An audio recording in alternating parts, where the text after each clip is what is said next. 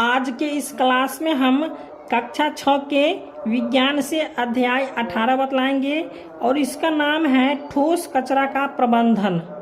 तो इसके सभी प्रश्न और उत्तर को हम बतलाएंगे। आप लोग वीडियो को शुरू से लेके अंत तक देखिए और चैनल पे नया तो चैनल को सब्सक्राइब कर दीजिए। तो चलिए अब हम प्रश्न की ओर बढ़ते हैं। तो यहाँ पे पहला प्रश्न है, अपने स्कूल से निकलने वाले कूड़े कचरे में मौजूद अपशिष्ट पदार्थों की सूची बनाइए और इनकी मात्रा कम करने के लिए और इनका दोबारा प्रयोग करने के लिए क्या उपाय करेंगे बताइए। तो इसका आंसर आप खुद लिखिएगा कि आपके स्कूल में जो है सो निकलने वाले कूड़े कचरे की मौजूद अपशिष्ट को जो है सो पदार्थों की सूची बनाना है। ठीक है, इसको आपको खुद आंसर देना है। उसके बाद हम दूसरा प्रश्न को बताते हैं। दूसरा प्रश्न है, रोजमर्रा के जीवन में प्लास्टिक इस्तेमाल करने के लाभ और हानियां लिखें। तो इधर हम लाभ लिखे और इधर हानियां लिखे हैं। तो रोजमर्रा के जीवन में प्लास्टिक इस्तेमाल करने के लाभ और हानि निम्न है। तो यहाँ पे इस साइड हम लाभ लिख दिए। पहला हो जाएगा प्लास्टिक बहुत हल्का होता है, तो ये लाभ हो गया। और हानि में हो जाएगा यह सड़ता नहीं, प्लास्टिक चूंकि सड़ता नहीं है, ठीक है, और ये हल्का होता है। उसके बाद दो में है, प्लास्टिक का सामान रंग बिरंगे अलग अलग डिजाइनों में उपलब्ध होते हैं।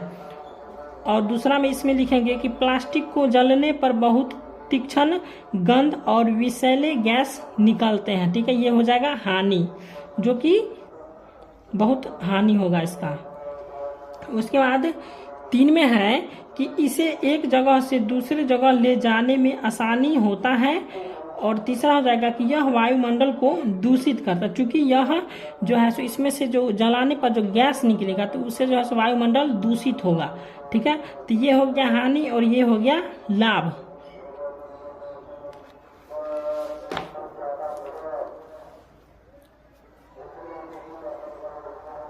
उसके बाद तीसरा प्रश्न है, कचरे के प्रबंधन के लिए हम क्या क्या कर सकते हैं।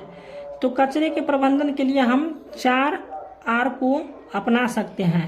पहले हो जाएगा R1 यानी रीयूजेज, यानी माना कीजिए, रीयूजेज हो गया, मना कीजिए। उसके बाद R2 यानी कि रिड्यूस यानी उपयोग कम। उसके बाद R3 हो जाएगा रीयूज यानी पुनः उपयोग। उसके बाद हो जाएगा R4 में रिसाइकिल यानी पुनः चक्रण। ठीक है, तो चलिए इसको हम समझ लेते हैं। R1 को क्या कहते हैं, तो यहाँ पे R1 लिखा। R1 हो जाएगा प्लास्टिक की बनी थैलियों के उपयोग के लिए मना करना चाहिए। यहाँ पे थैली लिखा हुआ, थैलियों। ठीक है, ये हो जाएगा थैलियों। उसके बाद R2 में हो जाएगा प्लास्टिक के चीजों का उपयोग बेहद जरूरी पड़ने पर ही करें। तो इसलिए यहाँ पे लिखा गया है उपयोग कम R2 में। उसके बाद R3 में है, जो दोबारा उपयोग में लाया जा सके उसे फिर से उपयोग करें।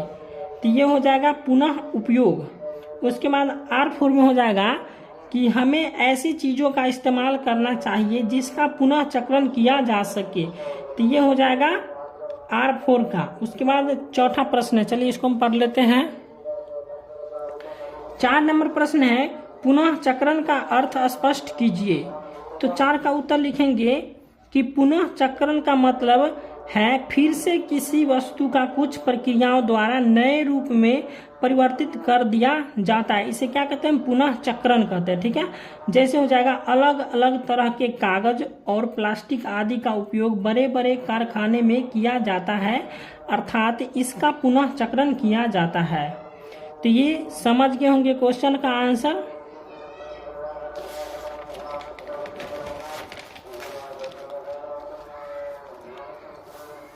उसके बाद 5वां प्रश्न है, पॉलीथीन का बहुत ज्यादा उपयोग करने से हमें किस प्रकार की समस्याओं का सामना करना पड़ रहा है।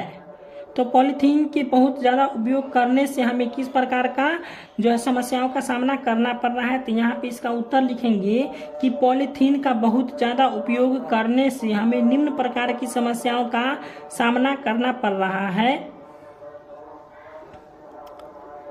पहला हो जाएगा, प्रायः सभी लोग पॉलीथीन को घर के आगे फेंक देते हैं। जिसे जानवर निगल जाते हैं और समय से पहले ही उनकी मृत्यु हो जाती है। ठीक है, ज़्यादातर देखते होंगे बाजार में ये जो है पॉलीथीन खा जाते हैं जानवर। ठीक है, उसके बाद 2 में है, कभी कभी ये पॉलीथीन बहकर नालियां एवं सीवर तक पहुंच जाता है, जिससे नाले अवरुद्ध होते हैं और गंदा पानी सड़कों पर फैलने लगते हैं। यानी कि ये जो पॉलीथीन होता है इसे नाली में बिंग देते हैं और ये नाले भर जाते हैं, तो क्या होता है, नालियों का पानी जो ऊपर आ जाता है। उसके बाद तीसरा हो जाएगा कि यह गंदा पानी विभिन्न प्रकार के प्रदूषण और बीमारियां फैलाते हैं। ठीक है, तो पानी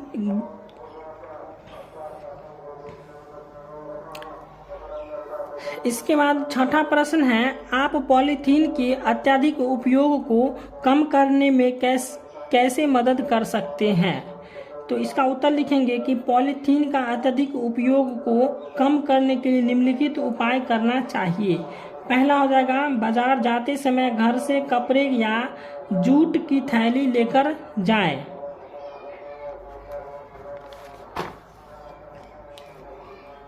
उसके बाद 2 में लिखेंगे कि दुकानदार से कहें कि वे कागज की थैलियों का इस्तेमाल करें। उसके बाद 3 में लिखेंगे कि उपयोग के बाद प्लास्टिक के चीज़ों को इधर उधर नहीं फेंकना चाहिए।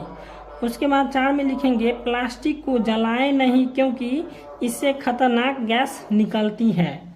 और 5 में हो जाएगा, प्लास्टिक का उपयोग कम से कम करने के लिए लोगों को जागरूक करें। उसके बाद 6 में हो जाएगा कि प्लास्टिक को बेकार चीज़ों के कबाड़ी वाले को बेच देना चाहिए, ताकि इसका पुनः चक्रण हो सके। तो वीडियो अच्छा लगा हो तो वीडियो को लाइक कीजिए और चैनल को सब्सक्राइब कर दीजिएगा।